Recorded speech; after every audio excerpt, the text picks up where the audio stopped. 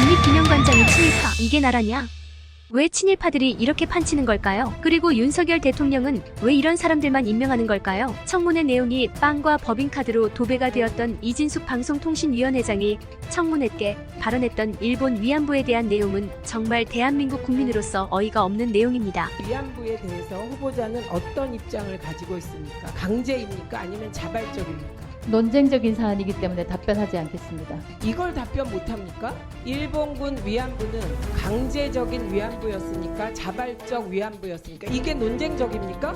답변하지 않겠습니다. 위안부에 대해서 논쟁적 사안이라서 답변하지 않겠다는 이진숙 위원장. 일제의 반인륜적 행위에 대한 역사관을 확인할 수 있는 대목입니다. 왜 이런 인물들만 임명을 하는 걸까요? 대한민국에 이렇게 인재가 없나요? 유시민 작가님 말대로 B급이 조직장으로 온다면 A급은 안 뽑고 C급, D급만 뽑는다더니 정말인 것 같습니다. 어떤 조직에 A급이 최고 책임자잖아요. 그럼 그 사람은 다 A급만 데리고 와요. 근데 B급이 오잖아요. A급을 절대 안 써요. 왜냐면 A급을 쓰는 순간 자기가 B급이 드러나기 때문에 A급을 못 오게. 근데 B급이 오면 A급을 절대 안 데리고 와. 아무리 잘 데리고 와도 B급 아니면 C급을 데리고 와. 일제 강점기를 거쳐 독립한 자랑스러운 대한민국에 이렇게 인재가 없을까요? 이런 윤석열 정부가 독립기념관장에 김영석이라는 인물을 임명했는데 이제 정말 어이가 없는 상황입니다. 독립기념관은 1982년 국민의 성금으로 건립되어 30년 동안 대한민국 역사교육의 장으로 자리매김하고 있는 정부기관입니다. 독립기념관은 독립정신을 지키고 널리 알려 국민통합에 기여하는 독립기념관이라는 비전을 가지고 있습니다. 이런 독립기념관에 새로 임명된 김영석이라는 인물이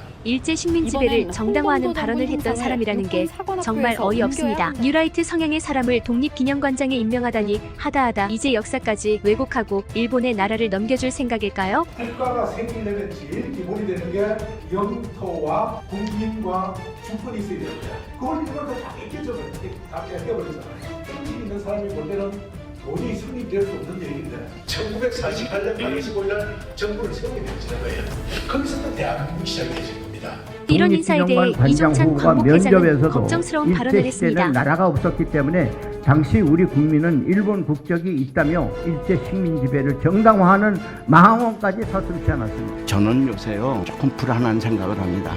한국학위 중앙연구원도 그렇고 모두 그렇고 인사가 이런 식으로 가는 거는 용산 어느 곳에 이런 밀정과 같은 일제 때 밀정과 같은 존재의 그림자가 있는 것이 아닌가. 뉴라이트라는 것은 현대파 밀정입니다. 요즘 세상의 밀정이라뇨. 이런 생각을 실제로 하게 되는 현실이 너무 참담합니다. 우리 선조들의 피로 세운 대한민국 일제 강점기를 정당화하는 역사관을 가진 인물을 독립기념관장으로 임명하는 것이 정말 어이없네요. 신친일족 밀정 취급을 받는 인물을 독립기념관장이라니. 친일파들을 몰아내고 싶은 분들은 이 영상의 구독과 좋아요를 눌러서 널리 퍼뜨려주세요.